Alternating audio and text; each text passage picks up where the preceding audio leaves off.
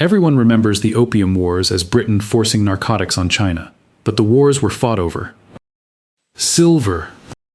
A balance of payments crisis that opium was invented to fix, that gutted a Chinese peasant's paycheck without him ever touching the drug, and that both empires half misread. Strip away the moral story, and what's left is an accounting problem two governments were willing to kill for. On the 3rd of June 1839, on a beach at Human, near the mouth of the Pearl River, a Chinese official named Lin Zexu began destroying a fortune that did not belong to him. He had dug 3 enormous trenches.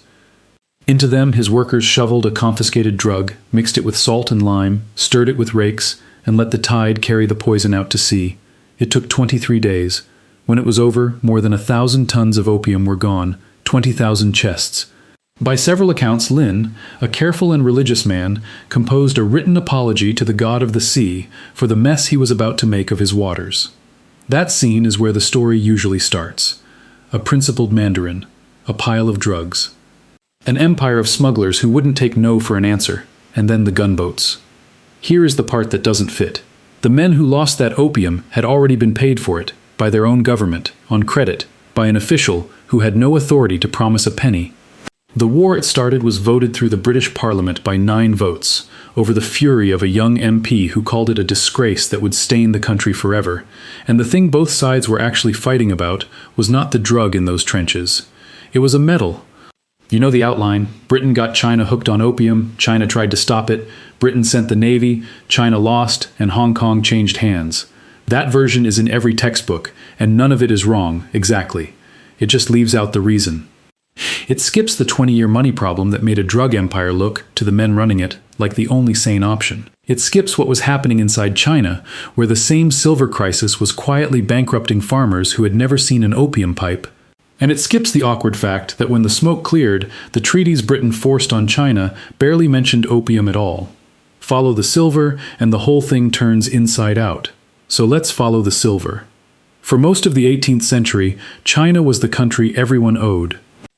If you wanted the things people in London and Boston increasingly could not imagine living without, tea, above all, but also silk, and the hard white porcelain Europe couldn't yet reproduce, you bought them in one place, through one port, on China's terms.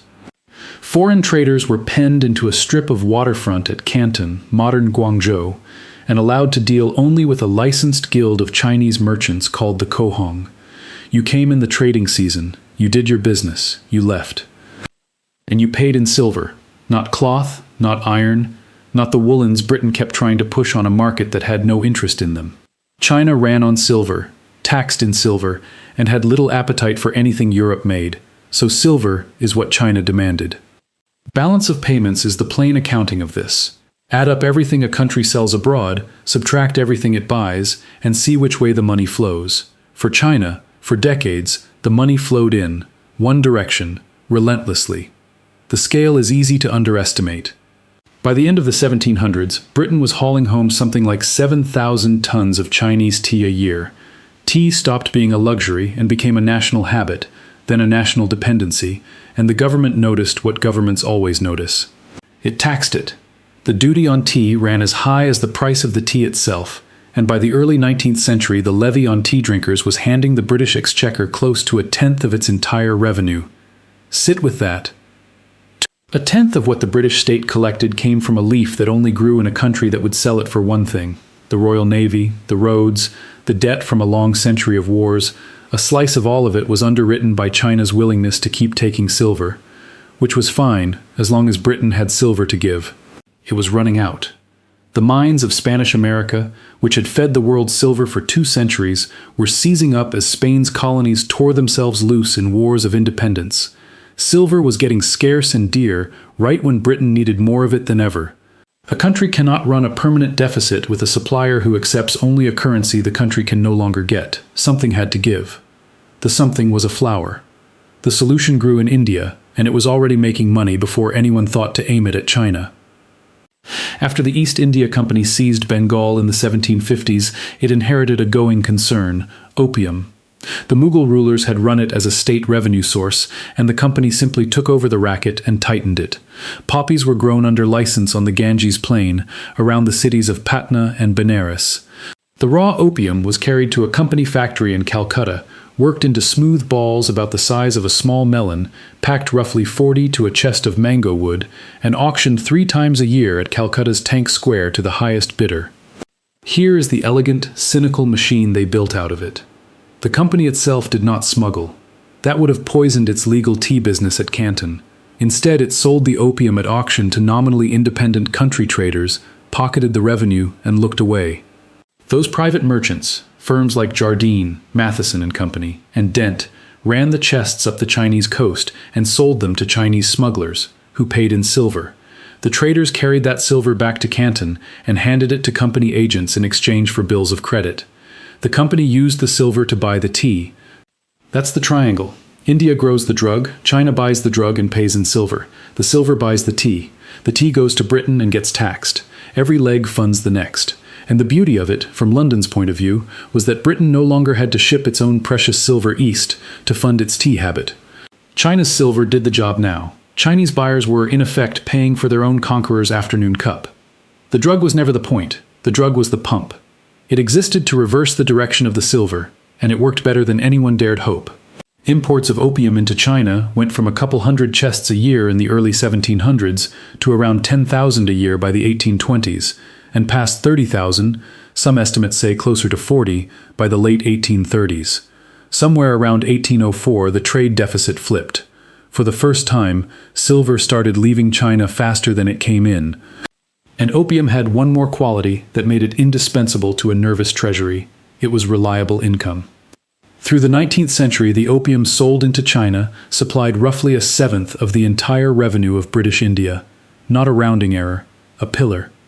A single commodity, taxed and monopolized, holding up 1/7 of the budget of the Raj. When a British official was later asked, in Parliament, whether the whole ugly business might be wound down, his answer cut through every moral argument in the room.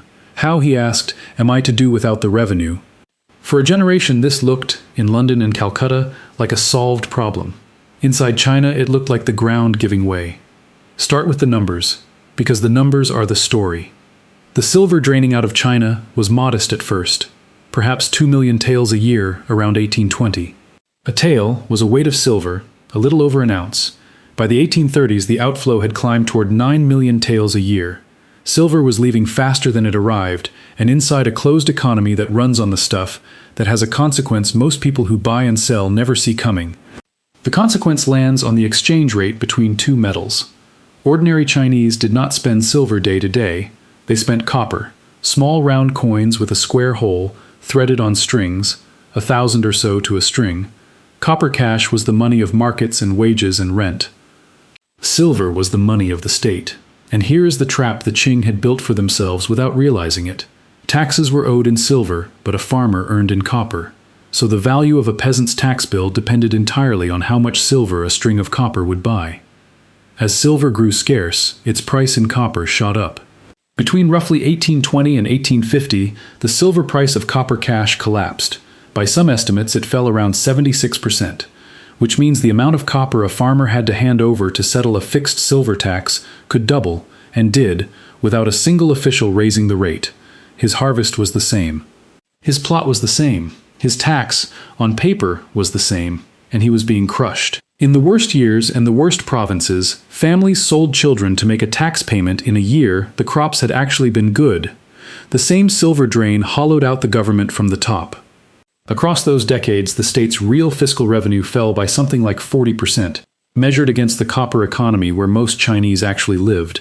A dynasty was going broke and squeezing its poorest people harder at the same time, and the squeeze had nothing to do with anyone smoking anything. You could have never touched opium in your life and still been ruined by it, through the price of a metal you rarely held. This is the piece the drug war story drops. The opium crisis in China was, first, a monetary crisis. It wrecked people through the money supply before it wrecked anyone through addiction. Which brings us back to Lin Zexu and the trenches at Human, and to why the Qing court finally decided, after decades of tolerating the trade, that it had to end. We tell this as a morality tale. The upright commissioner against the merchants of death. Lin was upright, and he did loathe what opium did to people. But read what he and his colleagues actually argued in front of the emperor, and the case is not mainly about vice. it is about solvency. There had been a real debate at court. One faction argued for legalizing opium and taxing it, capture the revenue, stop the silver bleed by growing the poppy domestically. The other faction, Lin's, argued for total suppression. What tipped the emperor, Daoguang, toward suppression was the arithmetic of the silver. Lin laid it out coldly. He calculated that in a single year, Chinese opium smokers were consuming something on the order of 100 million taels worth of the drug, while the entire imperial government that year spent about 40 million. The country was pouring more than twice its national budget into foreign chests and watching the silver that backed its whole tax system sail away in the process. His warning to the throne has survived, and it is not the warning of a man worried about sin. If the trade goes on, he wrote, in a few decades we will have no soldiers to meet the enemy and no silver to pay an army. A national security memo, in the language of a comptroller. Lin even tried diplomacy of a kind. He drafted a remarkable letter to Queen Victoria, appealing to her conscience, pointing out that opium was banned in Britain itself, asking how she could permit her subjects to do to others what she forbade at home. As far as anyone can tell, the letter never reached her. It was the reasonable move of a man who still believed the British could be shamed. He was about to learn what they could not be talked out of. When Lin arrived in Canton in 1839, he did something no one had tried. He locked the foreign merchants inside their own factories and refused to let anyone leave until they surrendered every chest of opium in the harbor. No trade, no food deliveries, no exit, until the drug was handed over. The British superintendent of trade at Canton was a naval officer named Charles Elliot, and Elliot, cornered, made a decision that quietly changed everything. He ordered the British merchants to give Lin their opium, but he told them to surrender it not to the Chinese, and not as their own loss, but to him, in the name of the British Crown. He personally guaranteed they would be compensated by his government. He had no authority to do this, none. He was a mid-ranking official, promising, on his own signature, that the British taxpayer would cover more than 20,000 chests of illegal narcotics, a bill somewhere around £2 million. Look at what that signature did. A moment earlier this was contraband, the private risk of smugglers who knew the law they were breaking. After Elliot signed, it was a debt owed by the British state to its own merchants. And a government that has quietly assumed a £2 million liability has acquired, at a stroke, a very direct financial interest in getting that $2 million back from China. Elliot had converted a drug seizure into a national account payable.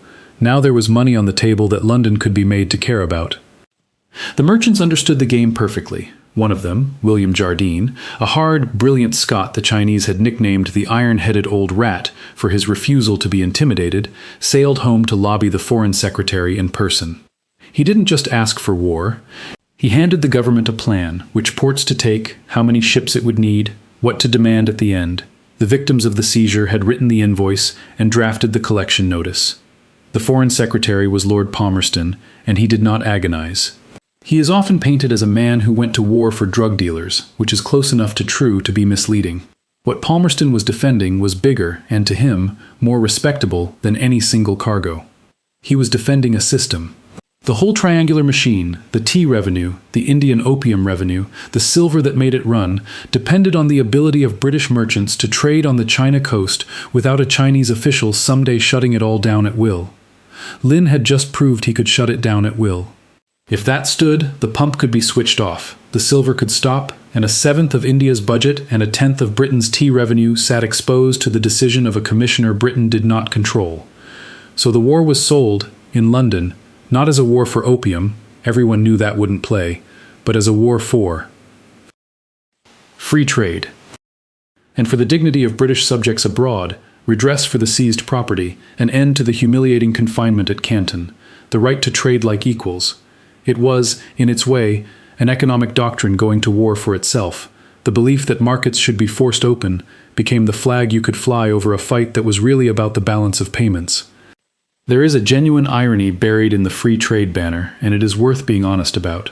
Britain was demanding the freedom to sell a drug that its own government manufactured under a strict monopoly. The most laissez-faire empire on earth was fighting for the open market in the one product it refused to leave to the open market at home. Historians still argue about how much this hypocrisy bothered anyone at the time. Not much, is the short answer. It almost didn't get approved. This is the part the textbooks skip entirely, and it's the most surprising thing in the whole affair. In April 1840, the war Palmerston wanted came before the House of Commons, and the Commons very nearly killed it. The opposition moved a motion of censure, and a 29-year-old Tory named William Gladstone, decades before he became one of the towering prime ministers of the century, rose and tore into his own country's cause. He called it Palmerston's Opium War, and he meant it as an accusation. He said he knew of no war more unjust in its origin, none more calculated to cover Britain in lasting disgrace. He said that in this quarrel the Chinese, whom his countrymen dismissed as half-civilized, had justice on their side, and the enlightened Christians did not. This was not a fringe pacifist. This was a rising star of the establishment, standing in Parliament and telling the government its war was a crime. There was something personal underneath it. Gladstone's own sister, Helen, was in the grip of an opium habit. He had watched laudanum work on someone he loved. He knew exactly what was in those chests. The vote was agonizingly close. The government survived censure by 9 votes, 271 to 262. Shift 5 consciences in that room and the expedition might have been recalled. And then the twist that history loves and rarely advertises. Within 2 years, the Whig government that launched the war fell, and the Tories, Gladstone's party, the party that had just denounced the whole thing as a disgrace, took power. They did not stop the war. They sent more ships and finished it. Out of office, you can afford your conscience. In office, you inherit the same balance sheet, the same tea revenue, the same seventh of India's budget, and you discover, as governments do, that the money argument was the real argument all along. The military side was brief and one-sided. Britain sent a modern steam-powered navy against a coastal defense built for a different century. An iron gunboat called the Nemesis pushed up rivers no sailing warship could enter and smashed Chinese fleets almost at leisure.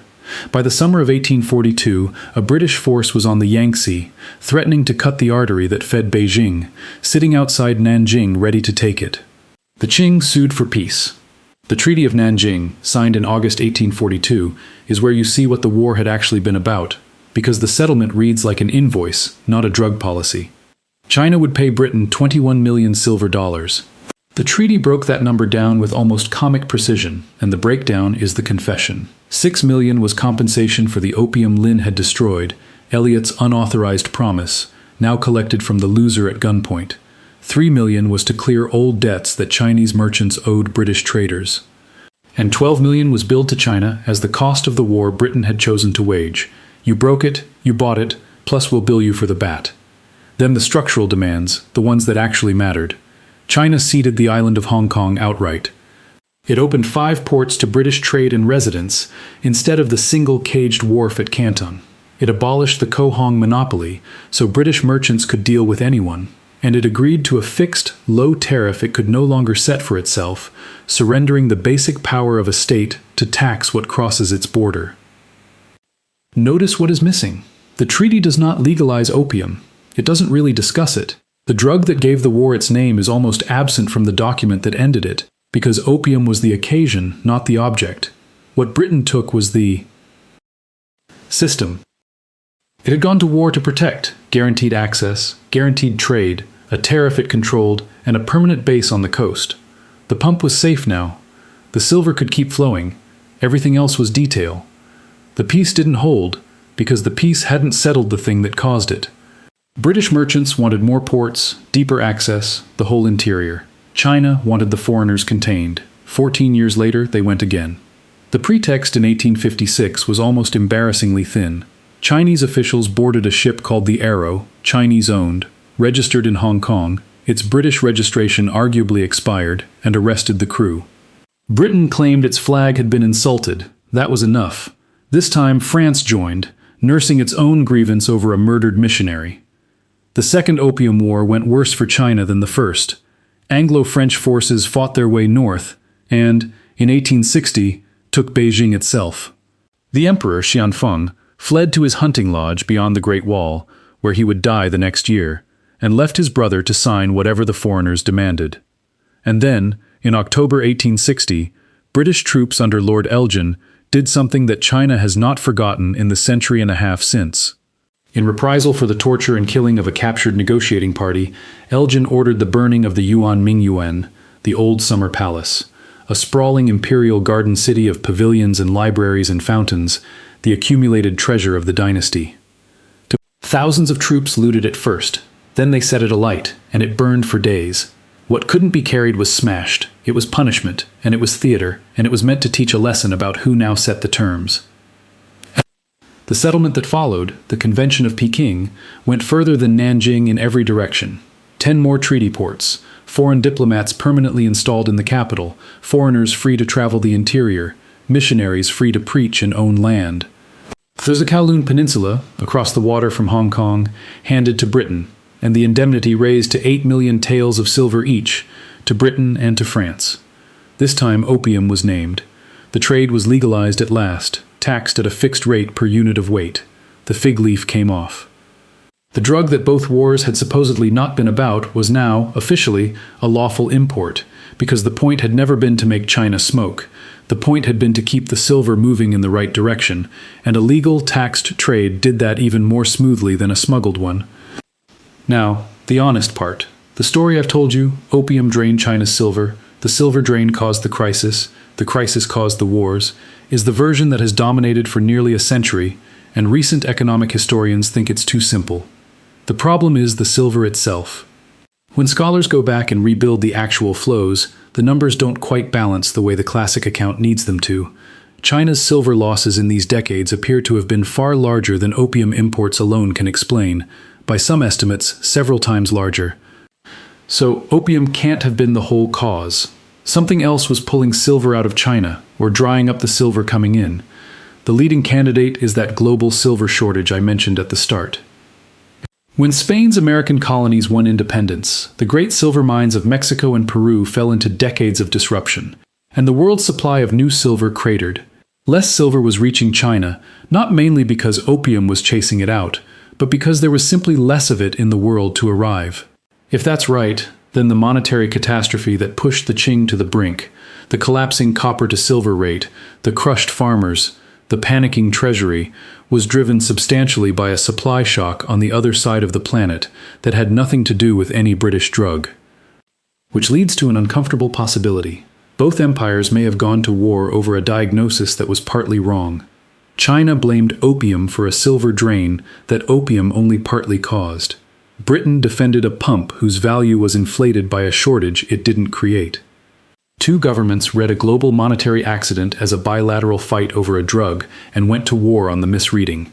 Historians genuinely disagree about how far to push this. Opium was still real, still ruinous, still growing, but the tidy morality play of poison and victims doesn't survive contact with the ledgers. Here's what I think this leaves us with. And it isn't a story about drugs. We name wars for whatever makes them easiest to tell. The opium wars, the drug wars, as if the fight were about a pipe. But the men who started them weren't thinking about pipes. Lin Zexu was thinking about a treasury bleeding silver and an army he wouldn't be able to pay. Palmerston was thinking about a seventh of India's revenue and a tenth of Britain's, both of them wired into a machine that a Chinese official could switch off. Charles Eliot turned a drug seizure into a £2 million government debt with a signature, and a debt is a thing empires collect. Every decisive moment in this story is somebody staring at an account. That's the part worth carrying out of it. The moral language always comes later, the free trade, the civilizing mission, the upright commissioner, the war to end poison. Underneath it, more often than we like to admit, is a balance of payments that stopped balancing, and a government that would rather send a fleet than tell its taxpayers the money had run out.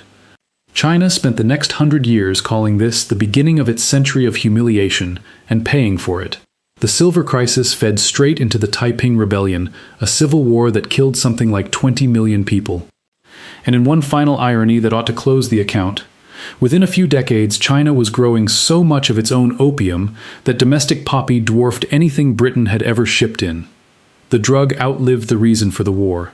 The reason was always the silver. If you made it to the end of this one, drop a single silver coin emoji in the comments so I know who actually follows the money. Subscribe if you want more of these, the history behind the history, where the real motive is usually sitting in a ledger nobody filmed. See you in the next one.